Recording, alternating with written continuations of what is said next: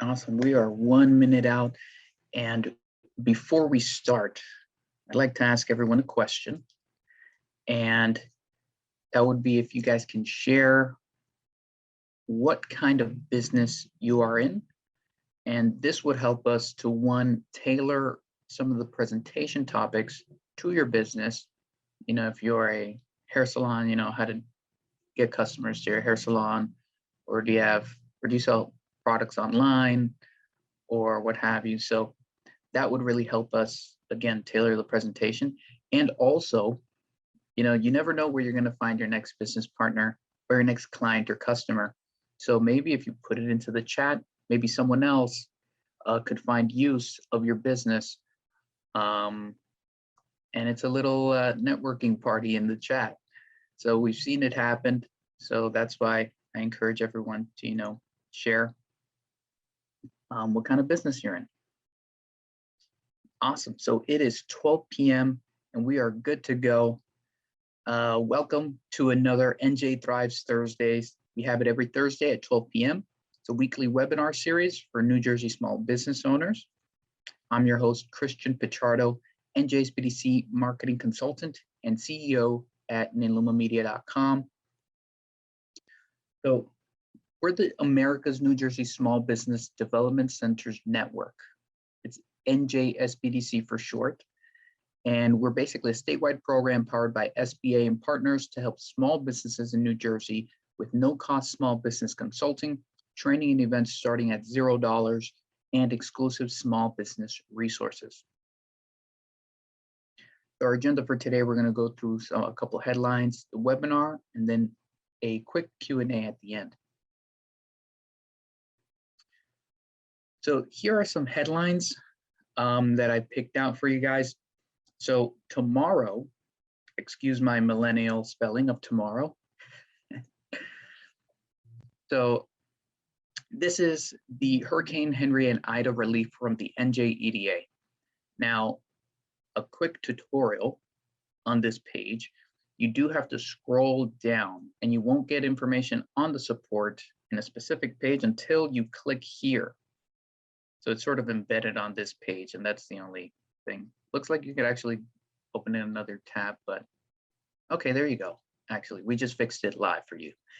But yeah, this ends tomorrow. So you want to make sure that you're signed up. So today's the 23rd.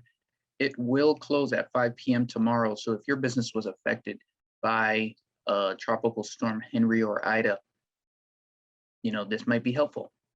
So there's that. We have this one as well. This is sort of a reminder, but we did mention it last week. NJADA is set to open a small business lease grant program applications on October 20th. So this is just a reminder. Put it on your calendar. October 20th is when this opens. In the meantime, get your documents together. If you don't know what documents to get together, you could always reach out to njsbdc.com/capital team. That's all together.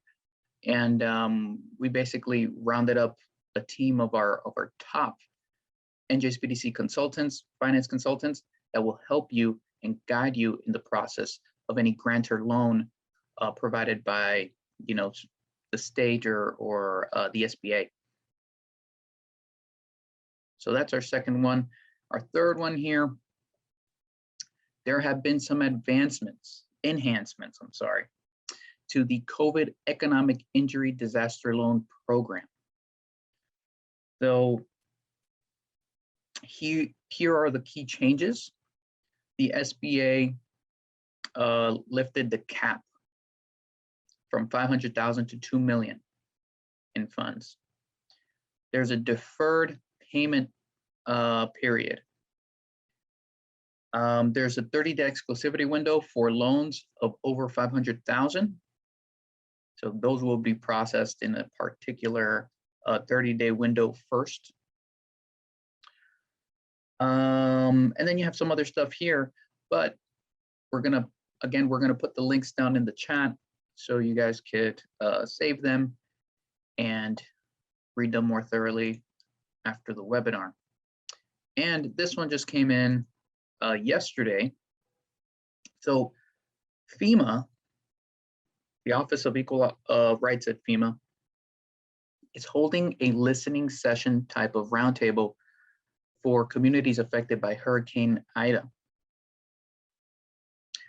And that's going to happen today at 3 p.m. Now, this link is actually just a Zoom link. So I'm going to copy this, paste it into the chat so you guys could have it.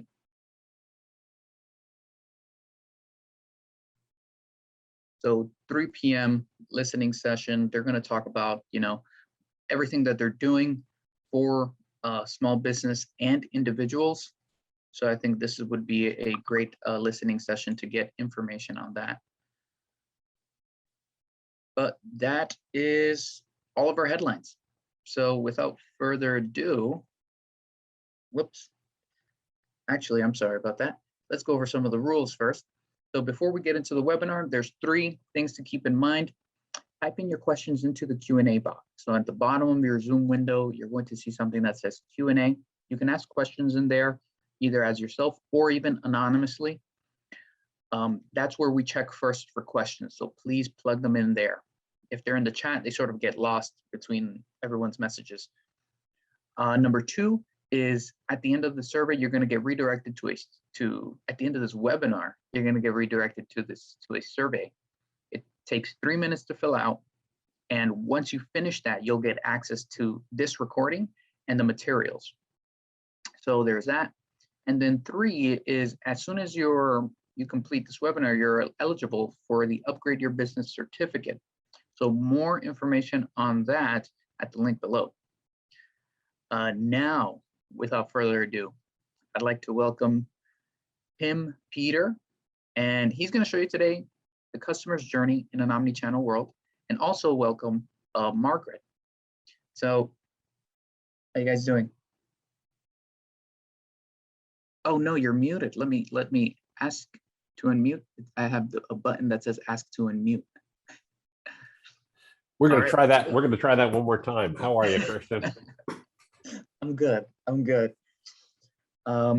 All right, so let's get the show on the road. I'm going to go ahead and stop sharing. Great, and I'm going to go ahead and start sharing screen. Start sharing. Margaret, anything you want to add before we begin? I just want to thank everyone for joining us today. We have been thrilled to be partnered with the NJSBDC. I'm with the Rutgers Business School Executive Education Unit, and Tim and I have been paired up for the last 1.5 years or so working on these programs. We've found them to be very helpful to the small and medium-sized business community to recover, recoup, and rebuild, be better than ever following COVID. So I'll be monitoring the chat and the Q&A and interacting with Tim on any questions that you might have for him. I'm looking forward to it as much as all of you guys are. Tim, thanks so much. Thank you so much, Margaret. And thank you all for your time and attention today. If you have questions along the way, please do pop them in the chat. We do love to hear from you. So I want to start by throwing out a number for you. Would it shock you if I were to tell you that last quarter, Google made $60 billion? $60 billion in a quarter. That's a huge, huge sum of money. And it's such a big sum of money that it's sometimes easy or handy if we break that down into a smaller number. So let's just talk about what they make every day. They didn't make $60 billion in a quarter. They made $666 million a day. Oh, wait, that's still a really huge number? Okay, let's say $28 million every hour. So in the time that we will spend together today, Google will make $28 million in revenue. Wait, that's still too big? Okay, let's say $460,000 every minute. So in just the time it has taken me to tell you these numbers, Google has made somewhere around the realm of $500,000. And, you know, as small businesses, we sometimes would be happy if we made $460,000 in a year, let alone in a minute. So the question I want to pose to you today, and the reason I'm starting with this is, how did they do it? How did they make $460,000 every minute, $28 million every hour, $666 million every day, and $60 billion in a quarter? Because if we can do even a fraction of that, we can have one of the best years we've ever had. As you may be aware, if you've seen me present before, I am obviously not just the person talking to you about this. I am also a small business owner. I think about this all day, every day for my business. And the reason that Google is so effective at doing this, the reason that they are able to turn this into revenue so much, is because Google knows more about the customer than just about anybody. And we're going to talk about that in a little bit. You don't need to know as much as what Google knows. You do need to know something. So a way that we start to think about this, and a way that Google thinks about this, is by thinking about, who are we talking to? What is the persona of the individual we're addressing? Now, you may be familiar with the concept of something like an ICP, like an ideal customer profile. Who is the very best customer we want to talk to?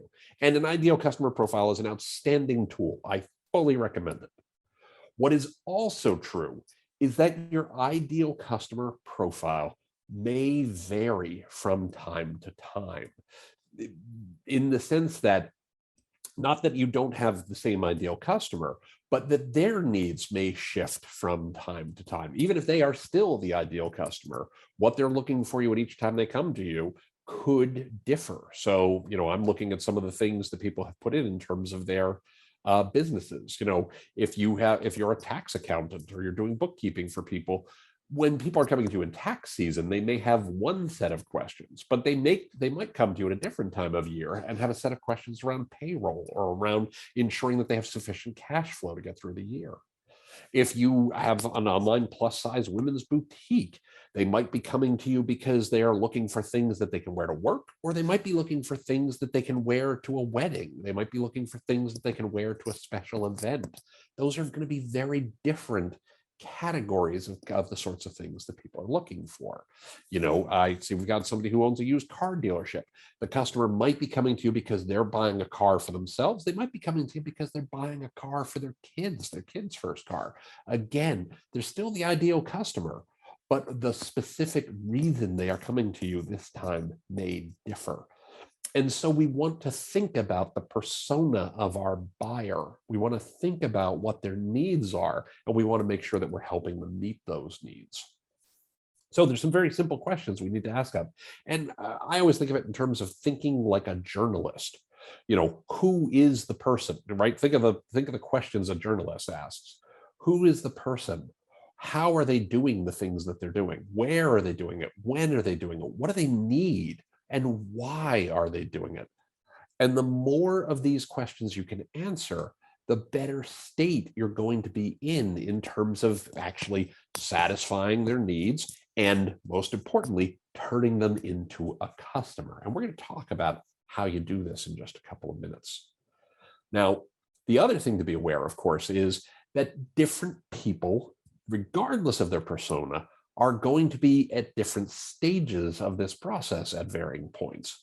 So some folks might be just at the beginning. They're learning about your product. You might know this because they landed on a page on your website, or they might be comparing you to some competition, or they might be ready to try. They're not ready to buy yet, but they'd like to come in and take a test drive. They'd like to come in and try on the clothes. They would like to maybe have the clothes shipped to them, but send them back if they don't fit, right? Versus, are they ready to buy? Versus somebody who's already bought from you, but needs to know how to use this product or service more effectively. So we want to think about, where is the customer in their journey?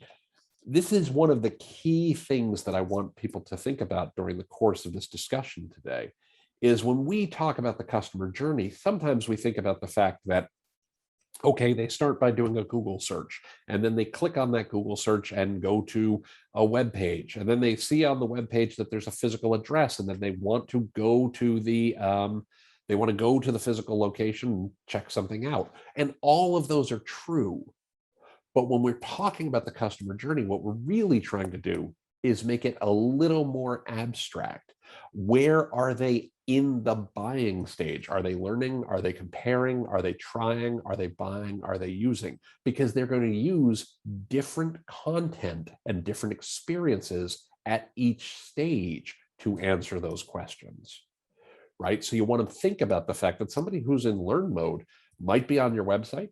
They might be on the phone with you. They might be in your physical location, but we need to answer those questions in all three of those contexts to make sure that we make sure that they get the information that they need. Okay, so we're always looking at, do we have the right content at each stage of the buyer journey to answer the questions that they have? Now, what we know to be true is that Google knows what the customers want. We know this because they got a big box right on the homepage that says, tell us what it is you want. Customers tell Google everything, literally. In the course of a minute, when Google makes that $460,000 in revenue in a minute, they've received in 1 minute over 3 million search queries every minute of every single day. I want to take a moment and pause there because that is a staggering number. Every minute of every day, 24 hours a day, 365 days out of the year, customers are asking Google for help 3+ million times. Staggering. So why does Google know everything about our customers? Because the customer asks them every single time. It's really straightforward to know what the customer wants when they go, excuse me, I have a problem. Can you help me? That's what Google's doing. So the question we need to be asking for our business, if we want to understand where people are on their journey, is how do we get them to tell us? Google's already solved for this problem. We need to do it for our businesses.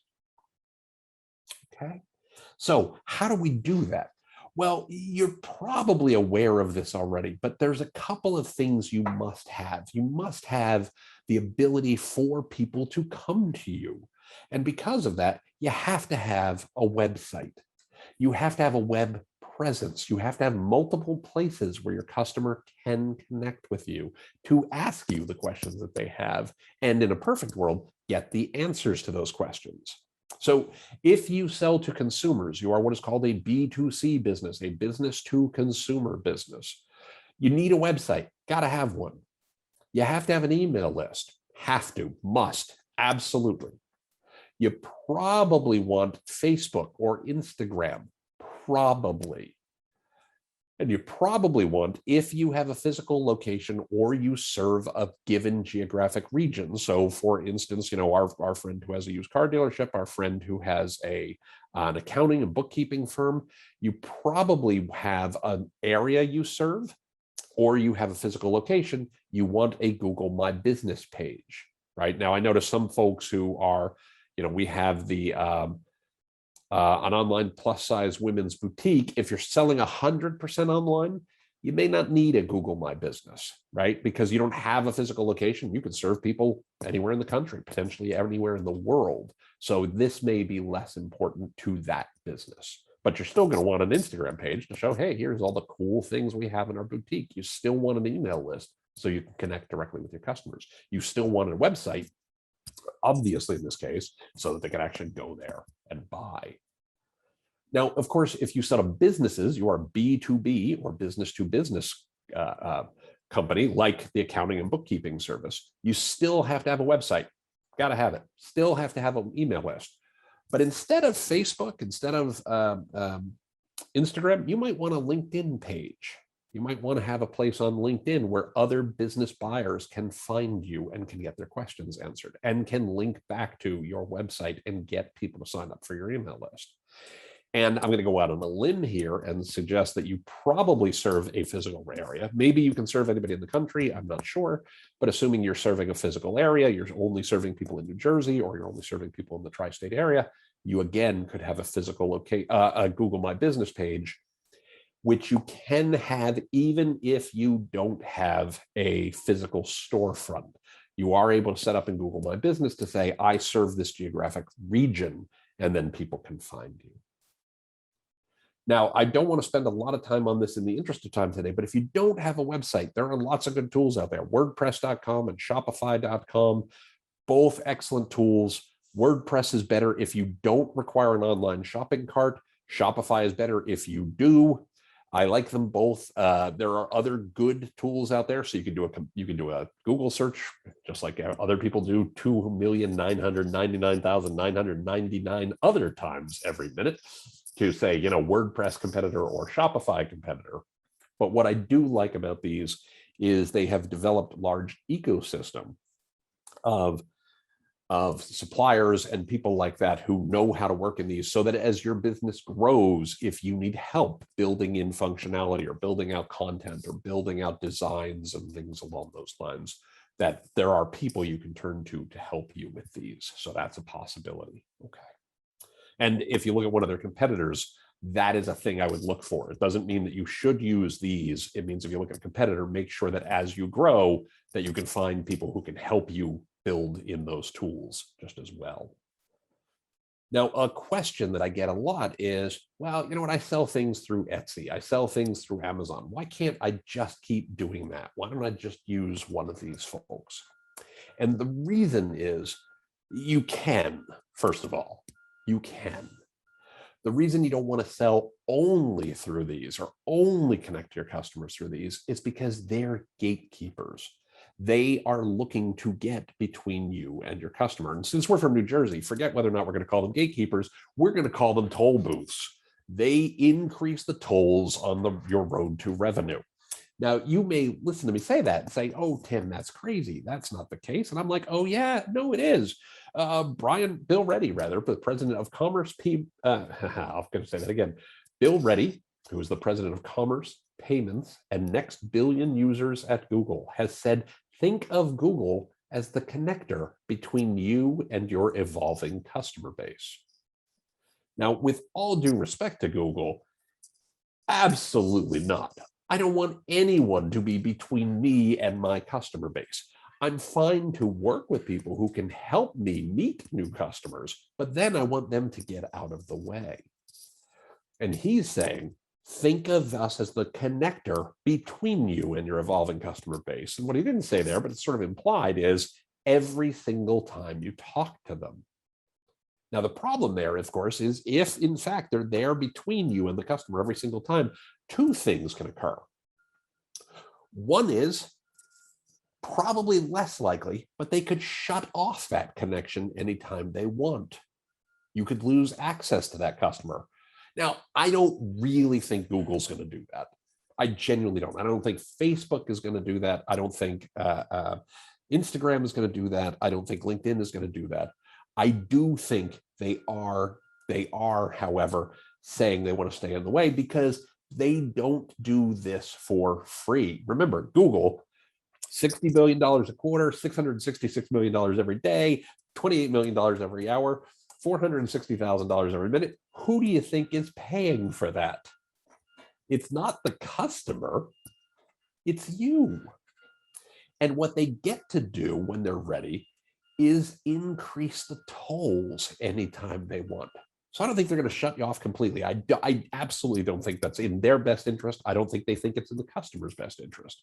I do think they think we're going to raise the tolls as we make sure we're between you every single time. And the reason I think that is because that's what they've been doing for the last, 20 years, right? When people tell you who they are, believe them.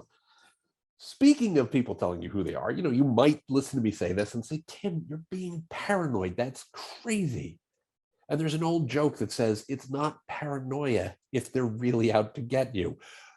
Jeff Bezos, former Amazon CEO and current space cowboy, has said, your margin is my opportunity. Your profits, your ability to make profit is a place for me to come in and scoop some of that up. By the way, in case you care, Amazon last quarter made $113 billion in the quarter, or $1.4 billion per day, or $523 million per hour, or $872,000 every single minute.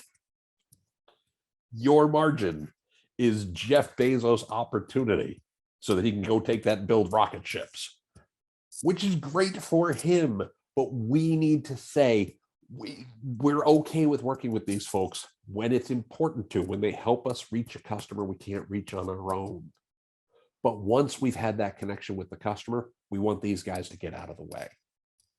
And we want to be able to connect with the customer directly. The other reason that we have to watch out for this, the other reason I get so passionate about this, is because there's one other problem here. When we talk about Google, or we talk about Amazon, or we talk about Etsy, or we talk about Uber Eats, or we talk about any of those things, they're also where your competition lives. So for instance, if a customer comes to your website, there's a pretty good chance that they might buy from you. And I can tell you there's a very low chance that there's very little chance that they're going to buy from your competition while they're on your website. Right? I bet most of you, I'm going to go out on a limb here. I'm going to make a big bet. I bet pretty much nobody here has links to their competitors all over their website. You're probably not selling your competitors' products all over your website, right? Of course you're not. But if you go to Google, or you go to Facebook, or you go to Instagram, or you go to any of the other sites, LinkedIn, etc., your competition lives there. The odds that somebody's going to buy from somebody who is not you is much, much higher. So it's not that we dislike the third parties. It's not that we think they're evil. It's not that we think they're bad. It's that they're where our competition lives, and they increase our costs. And so we want to make sure we're using them appropriately, only to reach people who we are unable to reach any other way ourselves. And then once we get those people to come in, now we want them in our email list, and we want to talk to them directly every time. Now we want them to come right to our website when they're ready to buy. That's how we want to think about that. Are there any questions about any of that before I move on? Tim, we've had a couple of questions come in, and one is, and this, of course, I'll preface by saying that NJSBDC has some wonderful services provided in this area, but if you can supplement what they might say in response to this, are there media or marketing grants available for small businesses that you're aware of? There are definitely marketing grants. I would say talk to your local NJSBDC consultant to help you find the specific ones. There, as with all grants and with all pieces like that, all tools like that, there are varying qualifiers that you must meet. There are varying restrictions on who is eligible and things along those lines. And so I would say talk to your local NJSBDC consultant. I will also tell you that if you are a nonprofit, or you are a brand new business and you have never done things like Google advertising or LinkedIn ads, they often will give you a $500 credit to get started. Obviously, because their hope is that you will get success out of it, and then you'll spend a lot more money with them. But you should certainly look into those programs as well. We do have someone who is a B2B and was asking about connecting via LinkedIn. So I'm glad that you'll be talking a little bit more about that for him. The quick thing I would say there is, if you go to it is in the slides. There is a link. You will get the slides at the end of the you'll get slides at the end. Actually, I'm going to jump ahead to that slide. There is a link to the business.linkedin marketing solutions page, and you can go check that out. And it's got great instructions and a whole bunch of fantastic tips for how you actually get connected on LinkedIn and use LinkedIn effectively. Great. And then I know we've talked about this in some of our other webinars in this series, but is there some point coming up in the slides that I did not preview? I didn't steal any thunder today about email tools? Hold one moment, please. I think there is, but Actually, in this webinar, we did not include those, but we can certainly get you access to the slides that contain those. I will tell you right off the top of my head, I personally like MailChimp, Sendinblue, and Drip are all good tools that are appropriate to small businesses to get you started. HubSpot also has a very good tool, but it can get very expensive very quickly. MailChimp and Sendinblue are better if you're not doing e-commerce. They work with e-commerce, they're fine with e-commerce, but it's not their core focus. So they'd be better for our folks who are doing the accounting firm, or you're doing a the car dealership, for instance. Those might be better. Drip specifically focuses on being an e-commerce centric email service provider, marketing platform. So if you're doing e-commerce, like our friend who has the online plus size women's boutique, that might be one I would look at. And again, they tend to be priced relatively you can start for very little money, a couple of tens of dollars per month. They all get more expensive as your email list grows or as you send more frequently and things along those lines. But they do tend to be priced well for small businesses. One thing to note, and I'm very curious to see how this plays out, last Monday, so a week and 9 days ago, 10 days ago, MailChimp was purchased. The company was bought by Intuit, the same folks who make QuickBooks. So I'm very curious to see where they go with that. They have stated to date, 9 days in, that they're going to continue to run just the same way as they always do. I would expect over time they may look for ways to integrate those two products in some more meaningful way, potentially making it more of a customer relationship management tool or things like that, but we'll have to see. But I like them all. They're all good tools. Those are all good tools. Constant Contact is a good one. There are others. Emma is a good one. Again, you can look at the ones that are in the slides, and if you contact NJSBDC, they should be able to direct you to the slides that we have from prior webinar that have that the slide that kind of shows what those options are. Okay. All right. Any other questions, Margaret, before I dive back in? There's just a comment that Intuit not only owns QuickBooks, but TurboTax. That is correct. That is absolutely correct. Yep. They're trying to take over the world too. Well, and what I think is interesting is if you think about QuickBooks and you think about TurboTax specifically, and you think about who their customers are, right? MailChimp is a good fit for them because anybody who's using QuickBooks, you're probably not using QuickBooks if you're a billion-dollar company. You are probably a small to mid-sized business like the folks we are here, like all of us. I'm a QuickBooks customer. I am also a MailChimp customer. So I suspect they looked at the marketplace and said, you know what, these are customers to whom we can provide additional services. MailChimp already does that. Rather than trying to start from scratch, maybe we just buy them and find ways to come up with a more cohesive offering. One of the things I'd love to see them do, but I'm not going to hold my breath, is say, hey, you're buying 2 of our products. We're going to give you a discount for doing that. Wouldn't that be nice? All right. So now we're talking about the customer journey. We're talking about we have to be able to listen to them and we have to be able to know what it is they want. We want them to ask questions of us.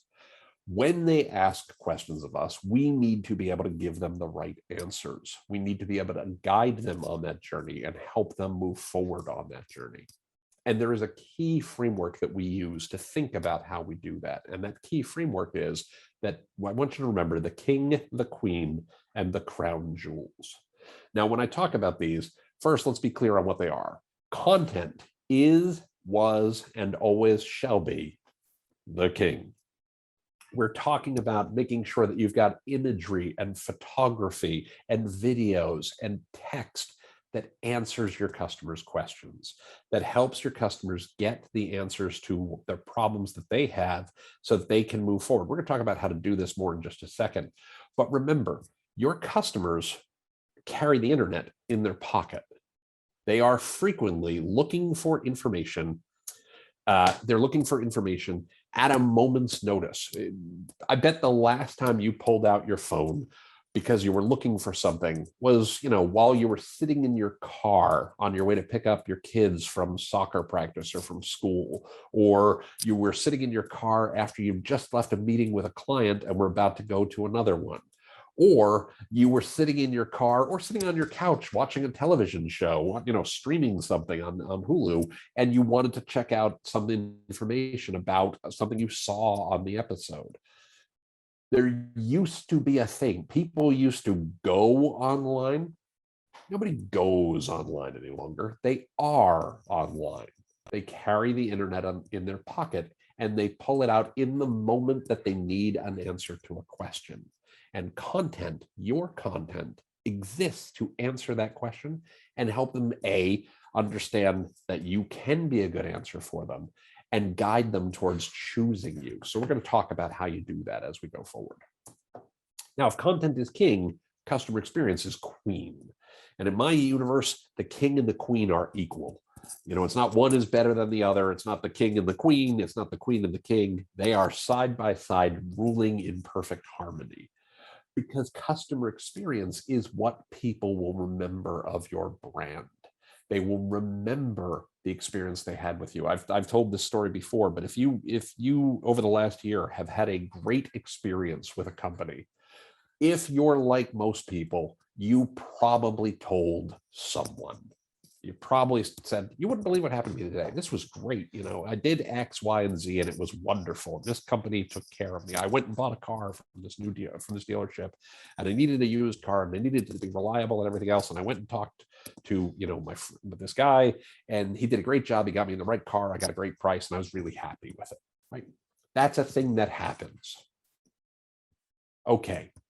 If you had a bad experience, you probably told everybody you talked to forever, right? People share their experiences. There's an old joke. In life, you can either have a good time or you can get a good story. And if you get a good story, if you're like most people, you're going to tell people. You're going to tell all your friends and family and fans and followers on social media all about the experience that you had. And so we need to make sure that when customers are talking about us, they're talking about the good experiences they had, not the bad ones, because that's content too.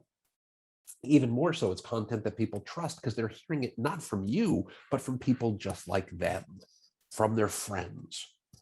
So you want to make sure that when they're talking about your brand, they are participating in the curation and creation of a positive brand story on your behalf. And we're going to talk more about that in just a moment.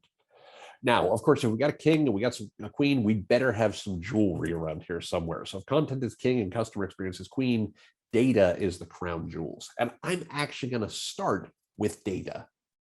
There are some things we need to know. If we're talking about the customer journey, we need to know where people are. We need to understand how do we help progress them along that journey. And there's an old line you've probably heard that you can't manage what you can't measure. So we want to be listening and measuring what we're hearing from our customers to progress them along the way. We know that people like Google know everything about our customers, everything. We need to make sure we at least know some things about our customer. Where are they in the journey? What questions do they have? What problems are they trying to solve? So how do we do that? Well, be like Google. Take a look at their search activity. What does your target customer search for? What are the keywords that they use? What questions do they ask? Those questions will help us understand our customer's intent. There's an old joke in marketing. Many of you have probably heard this before, but there's an old joke that nobody wants a drill. They want a hole. And so when we're listening to the keywords that our customers use or the questions that they search for, they're giving us an idea of, did they really want a drill or did they really want a hole? And maybe we don't make drills, but we do make something that makes holes, and we can help them get that and capture business that we might not have captured otherwise. Help guide us to the topics of our content marketing so we know that we're answering the questions that they are asking. So a couple of tools you can look at. Google Search Console. This is a tool that is you set up for your website. So you have to have a website to have Google Search Console. It does not show you any information about your competition. It only shows you information about your website. But what it shows are the top terms that customers used to find you. It shows you which terms you show up for and which ones that customers click on. And it provides insights into what's becoming more important or less so over time. Now, why is that important? You know, if I'm selling, oops, I beg your pardon. If I'm going to pick one of the businesses we have here. You know, if I say, here's a good one, DSV Property Management. So if I'm a property management company, I know it's called property management. I know that I offer property management, but maybe new potential customers don't even know that property management exists. Maybe they ask a question like, help running rental property, right? Now, I don't know that that's actually what they search for, but that might be what they call it because they don't know enough to ask the question of property management. Right, that's a specific term. The same thing might be true if we talk about something like import, export, and now in the process of manufacturing. Right, somebody might search for custom manufacturing, or they might search for import of X or export of X. But it might be, how do I sell my product overseas? Right, how do I sell my product outside the United States? How do I get something manufactured? Things like that. So this will help you understand, are there terms here that your customers use that are less specific, and do we have the right content to help answer those? Now, I do want to be fair. One of the downsides of Google Search Console is it only shows you data about things where you already show up. There may be tons of terms that you don't show up for. So Google Trends is one way to look at that. It helps show trending topics and terms, and you can just go ahead and put in the generic name for your product and see what kind of search volume there is. There also, if you scroll down on the page, it will show you additional terms that people use when they're looking for the thing that you originally searched for. You can also filter just by New Jersey, for instance, to see what's important to local customers. So you can look at specific regions and understand what's happening there. And it can help start to guide you in terms of terms that maybe you didn't know that people used when they were looking for what you did. Now, of course, if you have a physical address and you have a place where people can go to, we know that local search is critical for small business. Most searches today occur on mobile devices. We know that about half of all mobile searchers visit a store or location within the same day. We know that about half of local searches on mobile are looking for things like a local business address. And we know that almost 80% of searches that begin on a mobile device end in purchases being made offline. I'm looking for a thing right now. I need to go get it right now. We're going to talk more about that in just a moment. There are other tools you can use to research keywords. I don't want to spend a lot of time on this. This will be in the slides, but you can check out each of these to see which one is appropriate to you. They range from, again, a couple of bucks a month up to maybe a couple of $100 a month, depending on the level of services you have. But these are all terrific tools to help you identify the terms your customers are looking for so that you can act like Google and listen to understand where customers are in their journey. Now, that's the data side. What do you do once you have the data? Well, you have to have content. Content is, was, and always shall be the king, right? We know that in the last year, there has been a 3,000% increase in searches for curbside pickup. We know that there's been an 80% growth in searches for local businesses. We know that there's been an 800% growth in searches for in stock. And we know that 71% of consumers want to buy from companies that align with their values. So check this out. This is what happened to me not that long ago. I needed to buy something. I did a Google search for it. The place that came up was Walmart. And I went to walmart.com and look what they've got right on the homepage. Pickup or delivery. Pickup and delivery. Walmart.com is one of the most visited websites in the world.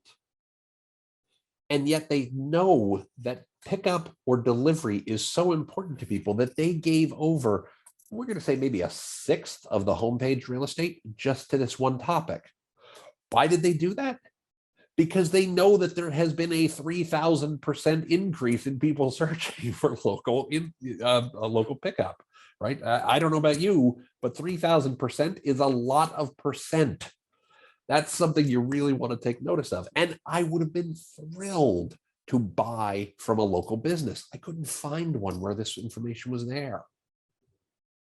So that's something you have to think about. That's all they're doing. They're listening to what customers want, and then they're putting the content right there on their homepage to say, yep, we can do this for you right now. The other thing to be aware is that sometimes the way people try to compete with bigger businesses, especially when you're small businesses, we want to compete on price. I'd recommend you don't.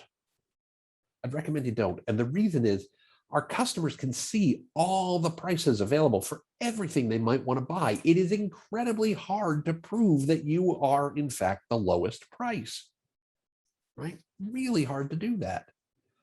Plus, is racing to the bottom a winning strategy for your business? Because if you go a little bit lower, there can always be some idiot who's willing to charge less, even if it's going to put them out of business. The big companies do this all the time, where they're banking on the fact that you will run out of money before they will. And they're right. So they can absolutely say we can charge a lower price, even if it's costing us money, because in 2 months, you won't be around to stop them. So you need to think about that. Here's one more reason I want you to think about it. It's not necessary. I mentioned that there was a 3,000% increase in searches for curbside pickup, an 800% search and growth in searches for in stock, an 80% growth in searches for local business, 71% of consumers wanting to buy from companies that align with their values. There's been a 50% growth in searches for discount code, which that's a pretty significant growth. Except customers care more, a lot more, about local businesses, in stock, curbside pickup, and company values than they do discounts. So don't offer any more discounts than you have to. So what do you want to do? Well, you want to make it easy for people to do what they want to do and tell you where they are in their journey. So one thing you can do is have a shopping cart. It enables customers to buy products right on your site. If you're someone like our accountant friend or our car dealership, maybe you have a scheduling form so that customers can arrange a visit and come in at a time that they feel safe and secure, and then come and see you. I said you want to build an email list. You want to have a lead form to help you grow your email list. So this is an example of Willow Street Boutique, where they've got a pop-up right when you come on the site that says, hey, are you on our list? We're going to send you one email every week with everything you would need to know. Now, I like this example. I never ever want to embarrass people when I show these. I think they do a good job here. I think they could do a better job. And the way they could do a better job is they could actually offer something of additional value to people when they ask them to sign up for the email. It's great that you're asking me to sign up, but what do I get in exchange? And that's called a lead magnet. So here's an example of another company, local business, that you sign up for their email and you get a $10 coupon. And I'm sure they've done the math to say, we know that the average person who's going to buy from us is going to buy $100 worth of stuff, or $150 worth of stuff, or $200 worth of stuff. So we can afford to give them a $10 coupon the first time in exchange for the email, because we know that every time we send emails, X number of people buy from us. So that's why you want to grow your list, so that you can talk to them directly instead of having to go through a Google or a Facebook or an Instagram or a LinkedIn. And that's all part of thinking about the customer experience. What are we trading off, right? Because we said content is king, well, customer experience is queen. The reason this is so critical, the reason that this matters so much, is because your customers are going to tell a story on your behalf, whether you want them to or not. Ideally, they're going to say something positive about your business. I actually think of our customers as our secret sales force. If you have one customer per day, one person buys from you per day, 5 days out of the week, out of 52 weeks out of the year, that's 260 customers. Now, I realize for some of you, you might do 10 customers per day, you might do 100 customers per day, and some of you might do one customer a month. The math will still work out, conceptually the same, right? So you get 260 customers per year. The average number of Facebook friends or LinkedIn friends or Instagram friends that that person has is about 200. That is roughly consistent across all the social media channels. That means that there is a potential audience every time they talk about your brand or business. That means that they can reach about 52,000 people. Suddenly you could be in front of 52,000 people just starting with 260. Okay, realistically, are they really going to reach out every single time? And is it really going to be seen by every single one of their friends, family, and fans and followers on social? Of course not. Let's say it's seen by 1%. That's 520 people who you get seen by. And if you get a 5% conversion rate, meaning of those 520 people, 5% of them come and buy from you. That's 26 additional sales, or a sales increase of 10% every year from the behavior that your customers are going to exhibit anyway. If they had a great experience, they're going to tell some people. Make it easy for them to do so. If they had a bad experience, you want to make sure they don't tell this, but we know they're gonna, so you have to make sure you don't actually give them bad experiences. And if people have a terrible experience, one of the things we always recommend in every receipt you send them, in every email you send them, in every after a purchase, right? Put contact information that says, hey, if you had a great experience, if you really enjoyed what you had, if everything worked out great, here's a link to post something on Facebook or Instagram or LinkedIn or whatever is appropriate, Yelp, Open Table, whatever is appropriate for your business. And if you did not get everything you wanted, here's my contact information. Please reach out to me directly, and I will be happy to take care of this for you. Because what you've done in that case is you've acknowledged that, hey, there might have been a problem. And if there was, they're going to talk to you and not to their 200 friends and family and fans and followers. You're going to keep that off the socials, and that's a good thing. Are there any questions about any of that? So I haven't seen any questions come in a bit, but I'll take the opportunity to remind our audience that there's a Q&A box. You can run your mouse across the bottom of your screen and you'll see a double word bubble that'll open up your Q&A box, and that's where we're looking for questions today. Perfect. Thank you so much, Margaret. Now, I have told you about a bunch of things today. The last piece of information I want to tell you, the last thing I want to tell you about is don't try to do everything at once. Pick one. You're busy. You're a business owner. I make the joke all the time that busy is right there in the job title, right? Busyness owner. Focus on one big item. And take 2 weeks and say, this week we are going to focus on getting our website content up to date, or this week we're going to focus on getting some keyword research done to understand what our customers are asking us about, so we can understand where they are in their journey. Then the next week you can say, great, we're going to take that information and we're going to create a new piece of content around that specific question. Then next week we're going to go ahead and get that into an email that we send out.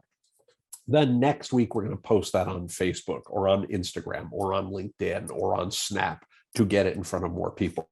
The next week, right? You do that week after week, and you will find that you are executing really, really well. The mistake that I see too many people make is they try to do 50 things at once and do them all kind of poorly.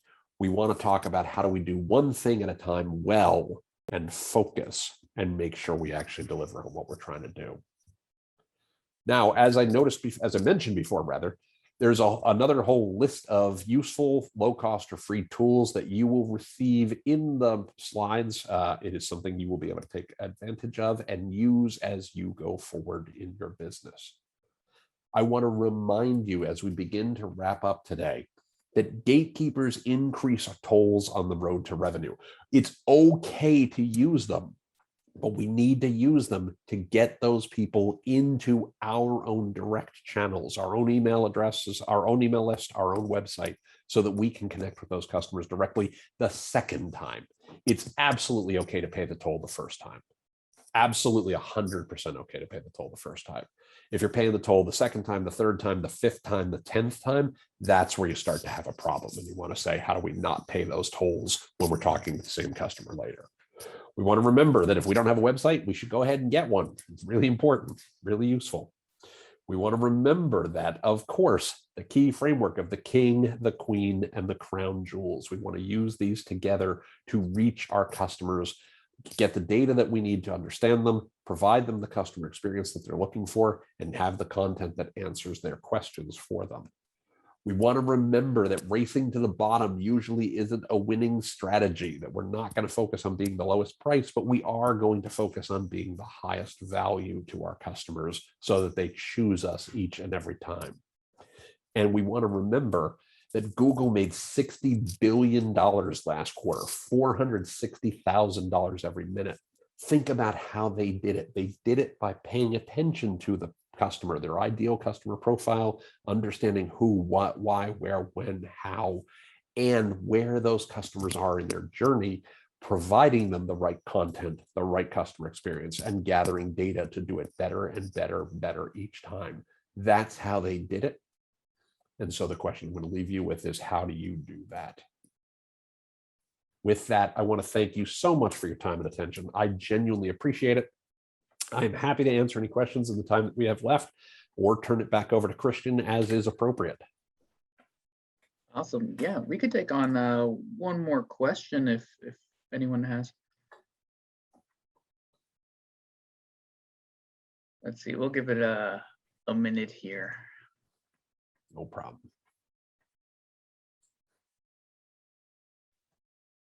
The last question that came in happened to have been about how to get the slides. So that might be a good time to explain the survey and the follow-up, Christian. Yeah, absolutely. So where's the question? I just want to reread it. Check under answered on the Q&A. Oh, okay.